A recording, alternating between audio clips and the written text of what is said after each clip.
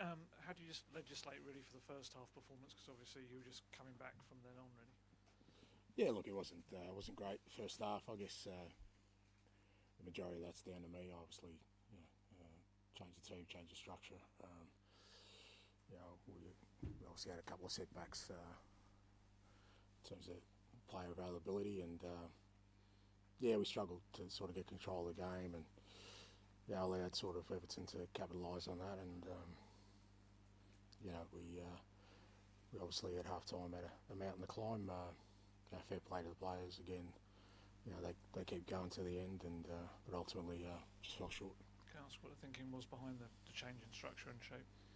I had 11 fit players, so it was a matter of trying to find a way to fit the ones we have fit into a structure, and like I said, players tried hard enough, but it didn't work.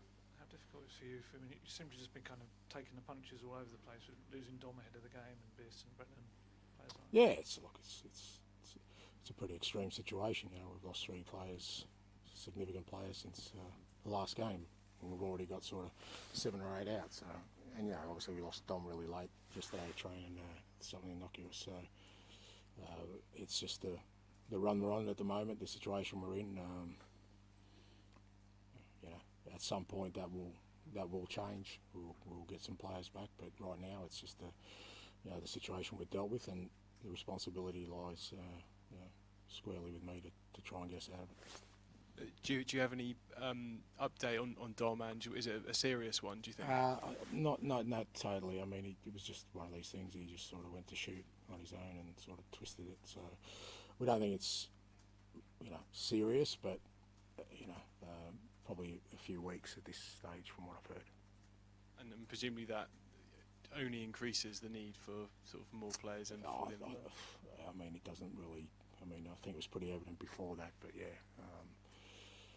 like I said, we had 11, 12 missing tonight, and apart from, we've got to see how Rodri's going through the protocols. Apart from him, no one else is really due to come back. We've got a European game on Thursday. We obviously can't use Jed or Reguilon in that, so we're in this situation. I'm sorry, Jack. Sorry. Johnson, is that calf, and how long is that? Yeah, it's probably 3-4 weeks. He did it in the second half against Arsenal the other night. So we're looking at 3-4 weeks. And Biss? Biss was a knock. We're hoping that he should be right by next weekend. I was going to ask, is there any sign of any kind of imminent activity? Look, as I said during the week, I mean, it's I'm sure, like everybody, that the club's well aware of our situation, and they're doing their utmost. As far as I know, at the moment, there's nothing imminent, but we're getting sort of. I assume between now and we're getting to the end of the window that hopefully something comes up. Does it become a bit tied in with your future though? Because obviously you're battling with the team, but yet you've not got the tools to do it. Yeah, look, I separate myself from that. Whatever, like it's not. This is not about me, but what is about me right now is I have the responsibility of the group of players I do have to try and get us through this, and that's what I've got to focus on. For me to focus on anything else is abstaining myself from the responsibility I have. I'm just determined to get us out of this. The club's doing its best to help. More it's about helping the players more than helping me, because they're the ones. We're asking some massive jobs of 18-year-olds. We had 17-year-old out there trying to win games of football for us, and others who are just playing week on week. So it's more about getting the players help rather than me help. Alan, please.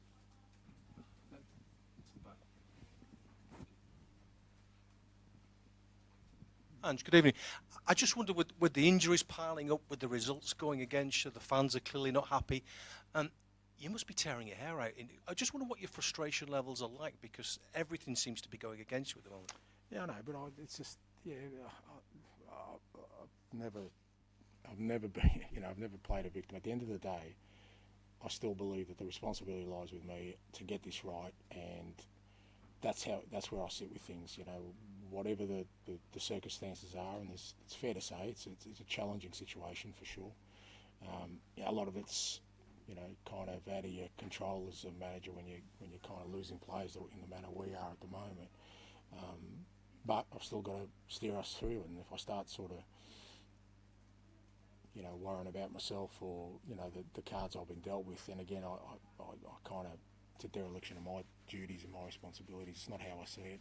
I see it as, you know what, these are the cards I've been dealt, and it's up to me to get us out of it. And you know, I've got to be good enough to do that. And what's motivating you and the players at the moment?